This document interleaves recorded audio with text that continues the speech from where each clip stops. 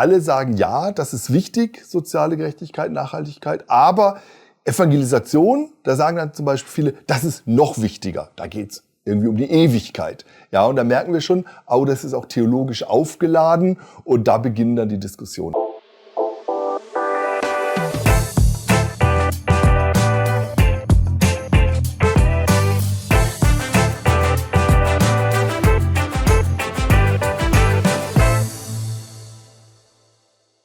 Wir sind ja aktuell ein bisschen in einer Stopp-Armut-Serie drin, rund um die Konferenz, die am letzten Samstag in Biel stattgefunden hat. Und ich freue mich sehr, jetzt zum Abschluss dieser Miniserie noch den Tobias Feix begrüßen zu dürfen. Professor Dr. Tobias Feix, er ist der Rektor der CVJM Hochschule in Kassel und natürlich schon seit vielen Jahren als Theologe, Autor, Blogger und so weiter, Podcaster heute auch unterwegs. Und jetzt also sitzt er hier, auch bei uns im LiveNet-Studio. Freut mich sehr. Herzlich willkommen. Ja, Tobi. Vielen Dank für die Einladung. Freue mich sehr. Zum ersten Mal in Biel hier bei euch, bei LiveNet. Genau. Sehr toll, richtig inspirierend. Ja, sehr, sehr cool. Und ihr habt ja eben diese GENA-Studie jetzt präsentiert in Biel an dieser Stopp-Armut-Konferenz. Da hast du einen Teil übernommen und wir haben schon mit der Annalena Mosolewski auch ein bisschen das Ganze angeschaut. Und bei dir gehen wir noch ein bisschen auf einige einzelne Punkte drauf ein. Oder ich kann direkt sagen, auf ein paar Triggerpunkte vielleicht. Oh ja. Da geht's schon bei dir los. Ja, schon. Also, sehr gut. Nimm uns doch dort ein bisschen mit rein. Was habt ihr da herausgefunden bei diesen, es sind ja hochreligiöse Menschen, die ihr da bei der Studie befragt habt? Genau, also hochreligiös heißt ja erstmal, bei denen spielt Glaube in allen Bereichen des Lebens eine Rolle. Deshalb ist es so spannend gewesen zu fragen, welche Rolle spielt es dann in sozialer Gerechtigkeit, in Nachhaltigkeit und hat Glaube da einen Einfluss drauf oder eben nicht? Und wenn ja, was für einen? Und das Ergebnis war ja eher überraschend, positiv, nämlich dass soziale Gerechtigkeit und Nachhaltigkeit eine große Rolle spielt. Und das Interessante war, dass es aber trotzdem einige Triggerpunkte gab, nämlich immer dann, wenn man sozusagen nicht auf so eine Eindimensionalität gefragt hat, also gehört Nachhaltigkeit oder soziale Gerechtigkeit zum Glauben, zum Evangelium und so weiter, da haben alle gesagt, oder fast alle, ja.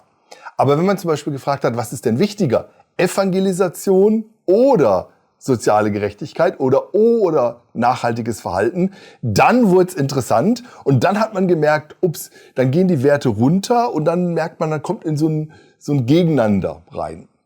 Und wir haben natürlich gefragt, die Leute konnten wählen oder und. Also gehört das zusammen? Und da ging es dann schon auseinander und man hat dann gemerkt, auch in den Anmerkungen, die man in so einer Studie machen kann oder dem Feedback, das ist so ein Triggerpunkt, dass zwar alle sagen, ja, das ist wichtig, soziale Gerechtigkeit, Nachhaltigkeit, aber Evangelisation, da sagen dann zum Beispiel viele, das ist noch wichtiger, da geht's irgendwie um die Ewigkeit. Ja, und da merken wir schon, oh, das ist auch theologisch aufgeladen und da beginnen dann die Diskussionen. Also das war so ein Triggerpunkt. Und was eben auch ich zum Beispiel auch sehr spannend fand, ich weiß nicht, ob das genau in dieser Kategorie auch vorkommt, aber das Ganze rund ums Gottesbild, kontrollierender Gott oder nicht kontrollierender Gott, das beeinflusst dann auch wiederum mein Verhalten bei diesen ganzen Umweltfragen oder Nachhaltigkeitsfragen. Genau, also habe ich ein Gottesbild, das sozusagen offen ist und mich mit hineinnimmt in die Verantwortung, dann engagiere ich mich sehr viel mehr für soziale Gerechtigkeit oder Nachhaltigkeit. Aber wenn ich so ein kontrollierendes Gottesbild habe, das alles unter Gottes Kontrolle ist und mein Handeln eigentlich wenig Auswirkungen hat, dann handle ich auch tatsächlich weniger. Ja, also das Gottesbild und überhaupt fand ich total interessant, so als Theologe, dass die theologischen Fragen tatsächlich so eine Weichenstellung haben. Ja, also wie verstehe ich überhaupt Schöpfung? Ja, wie verstehe ich das Ende der Welt? Wie verstehe ich Gott und das Gottesbild und so weiter? Also das spielt tatsächlich eine ganz große Rolle in diesen ganz praktischen Fragen. Wie engagiere ich mich? Wie verhalte ich mich nachhaltig? Welche Rolle spielt das in meinem Leben? Und welche Rolle spielt das auch für uns als Kirchen und Gemeinden? Genau. Und da zeigt sich eben schon, also diese Erkenntnis ist jetzt für mich nicht mega überraschend, dass eben, wenn man eher denkt, dass eine krasse Neuschaffung der Welt kommt, dass sich das negativ auswirkt, eher auf das Verhalten da, oder dass man nicht so sensibilisiert ist für nachhaltiges Verhalten. So, das liegt eigentlich noch auf der Hand. Ja, aber es ist schon interessant, ne? Also man nennt das in der Theologie Eschatologie, also die Lehre von den letzten Dingen. Also wenn ich glaube, dass die Erde ganz neu erschaffen wird, dass dann Leute sagen, naja gut, dann brauche ich auch mich nicht mehr engagieren, weil Jesus macht ja alles neu. Und wenn ich glaube, nee, Offenbarung, ja, der neue Himmel kommt auf die Erde und die Erde wird verwandelt und es wird sozusagen da angesetzt, wo schon etwas getan wurde, ja, dann ist natürlich auch ein viel größerer Wert bei dem sozialen Engagement, bei der ganzen Frage von Ökologie und Nachhaltigkeit. Also tatsächlich mein Bild, und das ist ja oft so ein implizites, ja, Bild vom Ende bestimmt mein Handeln heute. Das fand ich schon sehr spannend, ja. Ja, und war ja auch witzig, im Vorgespräch beim Kaffee hast du so ein bisschen kurz nur erwähnt, ja, das wäre so ein Thema eigentlich, das jetzt vertieft noch behandelt werden müsste. Bei all dem Film, was du schon publiziert hast, da würde eigentlich noch ja, noch total. Mehr scheinen. Also es hat mich wirklich in den letzten Wochen nochmal neu beschäftigt, weil, naja, ich muss jetzt auch sagen, ich habe jetzt noch kein Buch über Endzeit geschrieben oder sowas und dachte immer, naja, das ist so auch nicht mein Thema, ja, aber es ist doch ein großes Thema. Es ist ein Thema, das auf unser Handeln, auf mein Handeln eben heute tatsächlich sehr stark einwirkt. Und deshalb dachte ich, ja, man müsste das Thema Eschatologie nochmal neu auf den Tisch legen, weil es gibt da auch wenig Bücher drüber. Ja, also N.T. Wright, der englische Theologe, der hat da ganz viel drüber geschrieben, Überrascht von Hoffnung, ist ein ganz tolles Buch, aber es gibt wenig jetzt aktuelle Ansätze in Deutschland.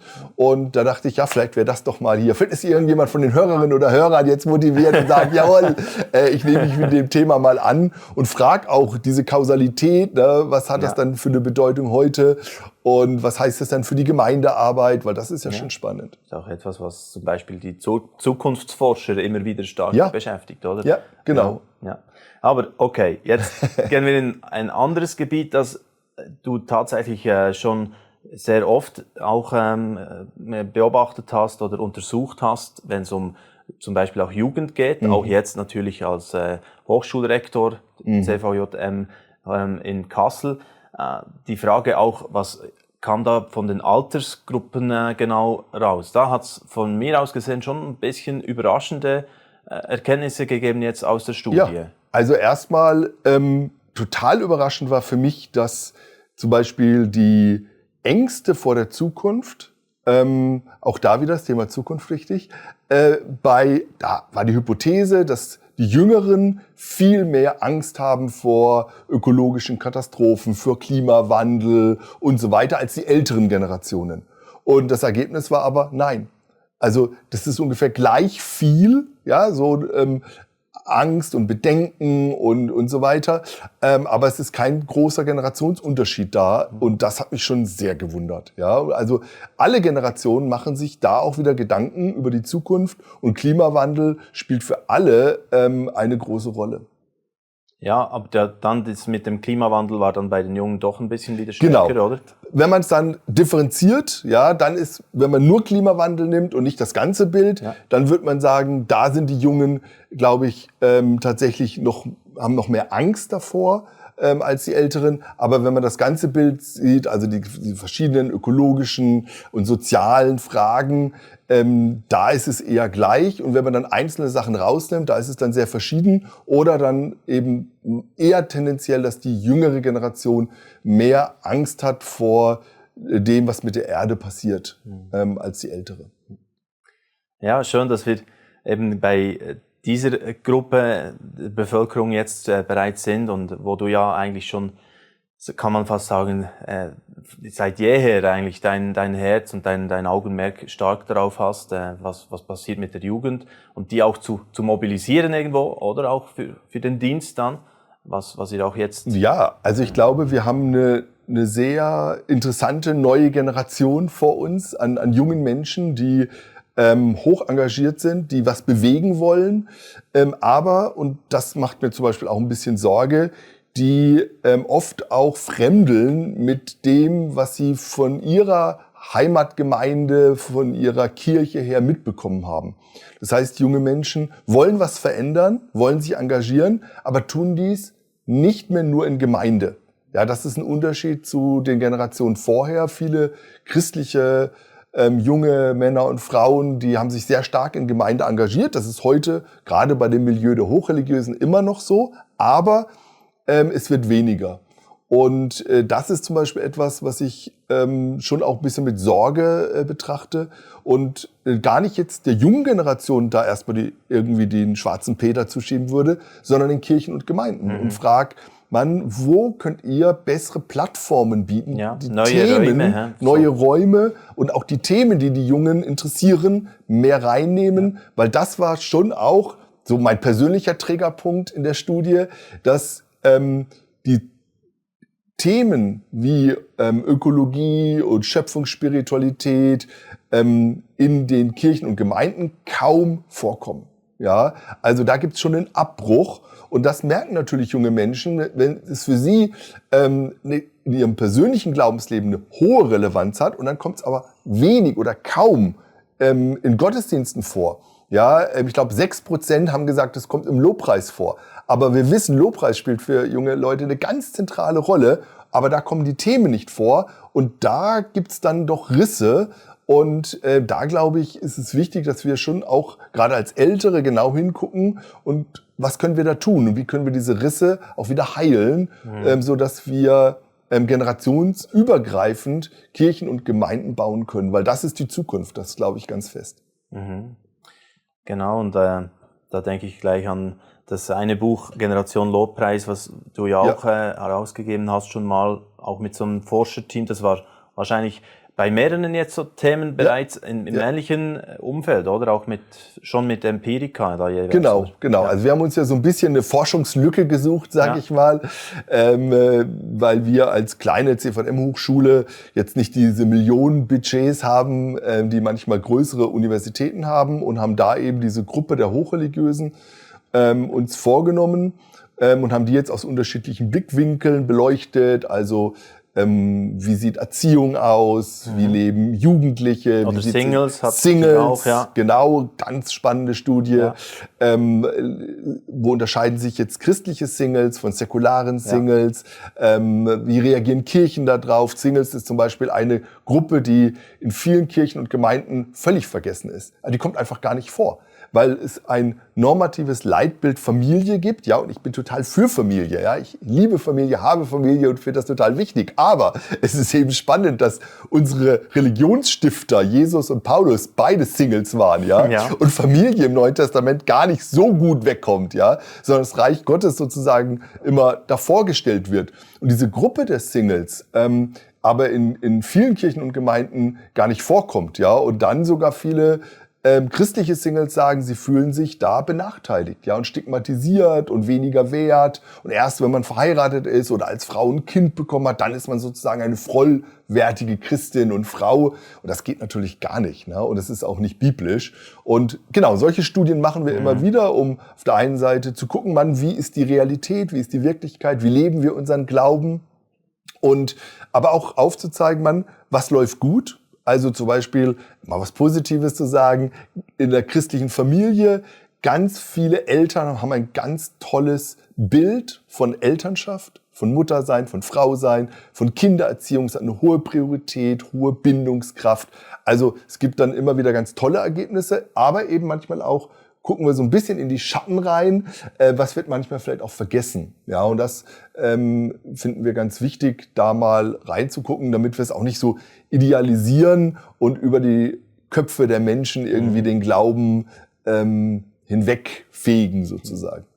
Ja, das ist total spannend. Ich denke, ich könnte jetzt endlos mit dir weiterreden, wenn du schon mal hier bist Zeit in der Schweiz. Also lass uns noch ein bisschen in ein paar Themen eintauchen. Auch ein Buch, das ihr ja publiziert habt. Also ihr versucht das ja dann aus den Forschungsstudien und so weiter und dieser fachlich geladenen Sprache dann auch ein bisschen populärer jeweils rauszugeben.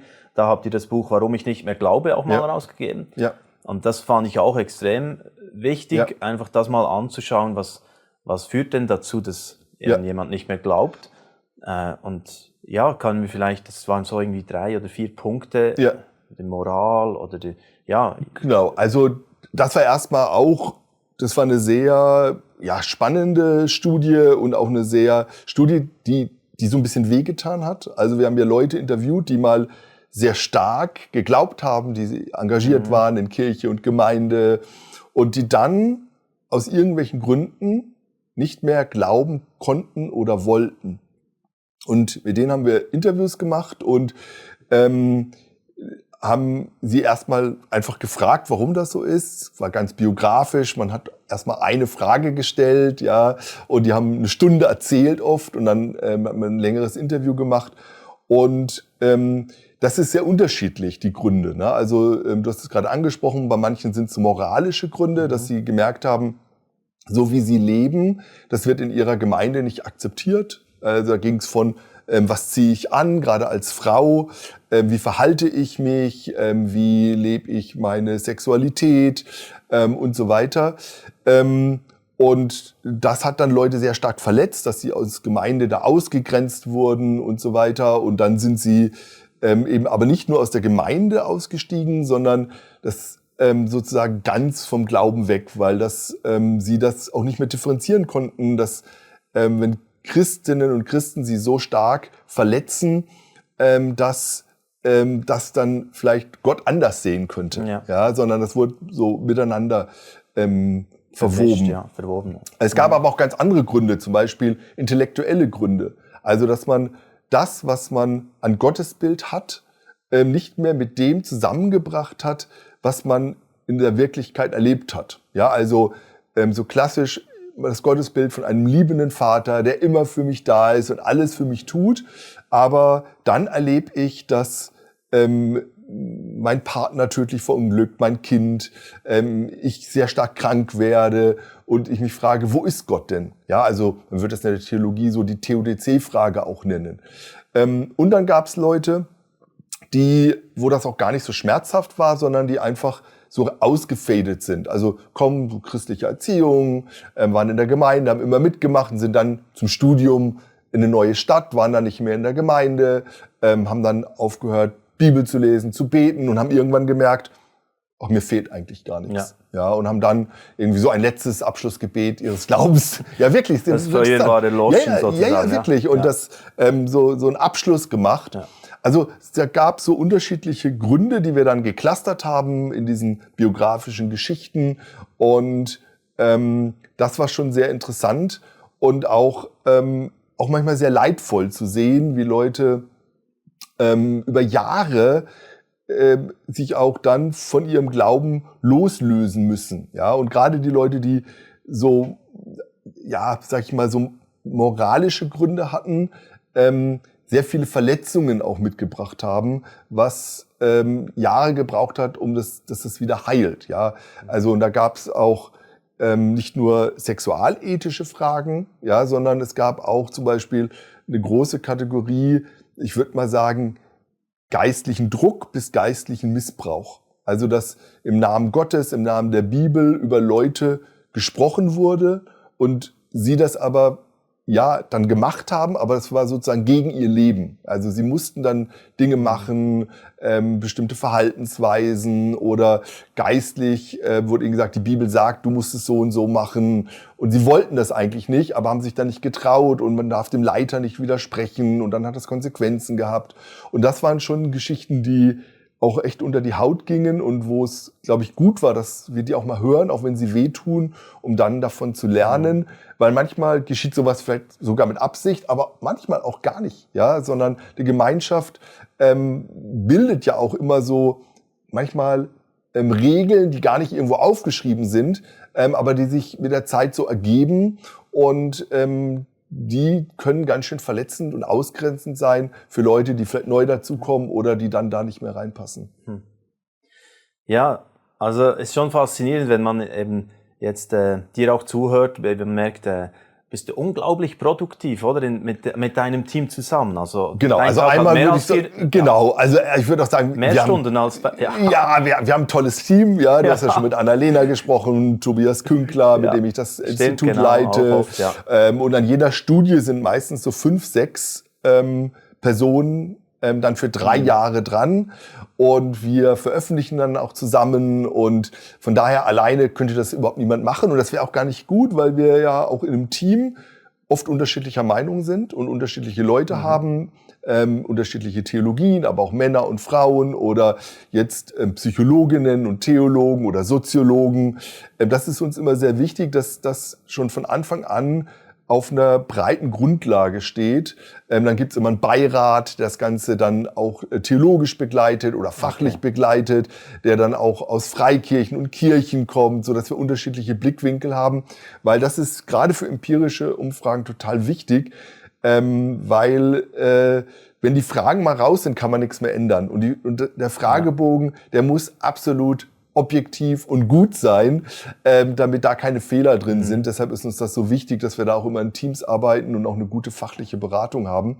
Und wir machen jetzt gerade eine Studie über Sexualität unter Christinnen und Christen. Das wird, glaube ich, nochmal ganz heiß. Das wird nächstes Jahr veröffentlichen. Da haben über 10.000 Menschen teilgenommen. Wow, ja, und da hat man schon gemerkt, oh, das nochmal, die Leute haben da sehr großes Interesse dran, über dieses Thema, wo ja viel irgendwie gerade polarisiert, einfach mal sachlich einen Fragebogen auszufüllen, sachlich darüber zu reden. Und ich hoffe, dass da vielleicht auch eine gute sachliche Debatte dann dadurch entsteht. Sehr gut. Finde ich extrem wertvoll, auch dass ihr eben diese Themen dann aufgreifen könnt und so. Wichtiger Beitrag. Und ich merke einfach, also da täusche ich mich wiederum überhaupt nicht. Aber es ist klar, ein Riesenteam, aber du hast natürlich schon eine besondere Rolle, auch eine Stimme, durch alles, was du schon jetzt Einblick bekommen hast. Und auch eine Verantwortung dadurch. Mega Verantwortung, klar, auch als CVJM Rektor dann in Kassel und so weiter.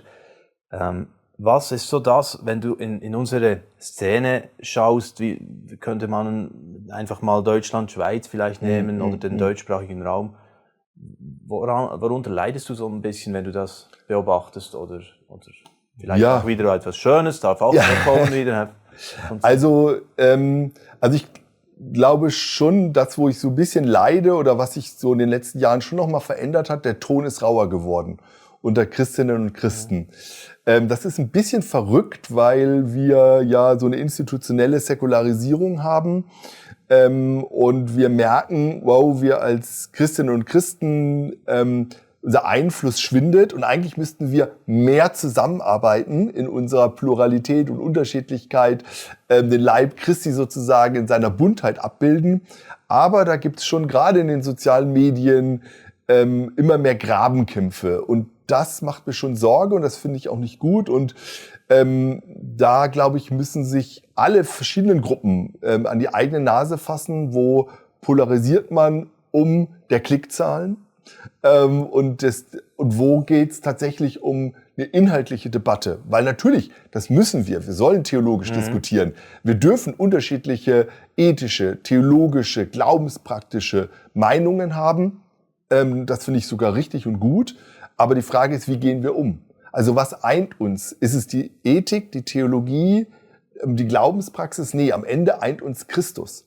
Ja, er ist der Leib und wir die Glieder und nicht umgekehrt. Und wenn ich mir manche Posts so anhöre, da denkt man, die Person ist sozusagen der Leib und sagt jetzt, wer gehört dazu und wer nicht. Und da würde ich sagen, nein, das ist Christus.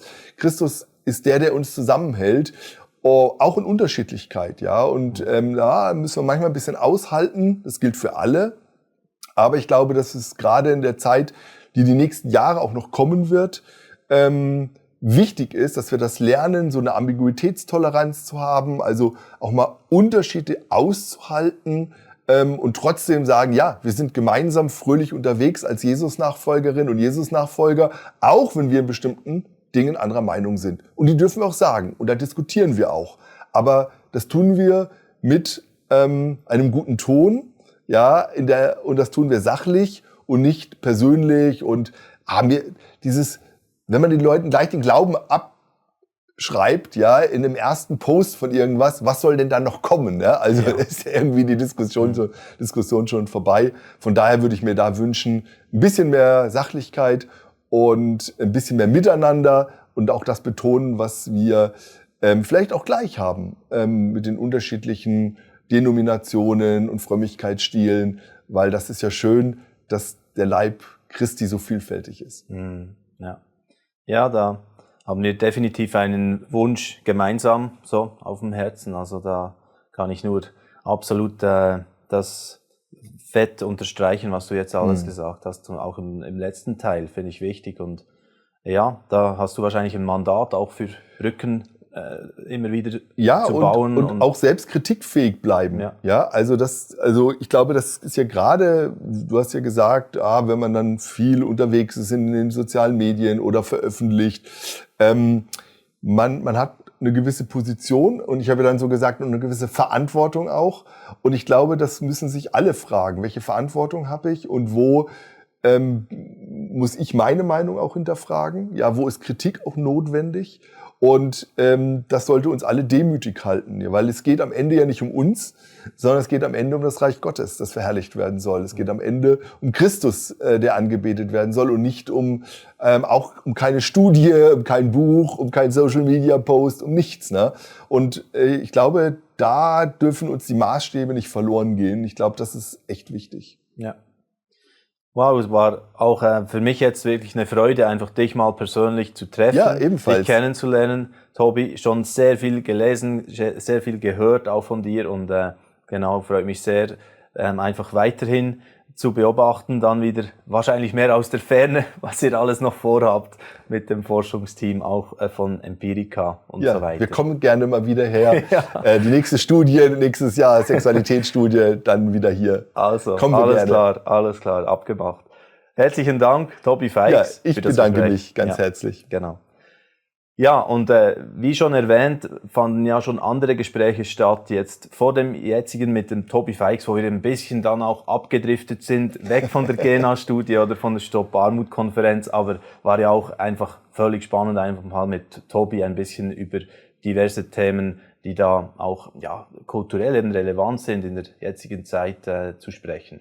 Danke fürs Interesse und wenn ihr Interesse habt, auch noch reinzuschauen oder reinzuhören bei Anna-Lena Moselewski, kann ich sehr empfehlen. Auch dieser Talk in dieser Woche online gegangen.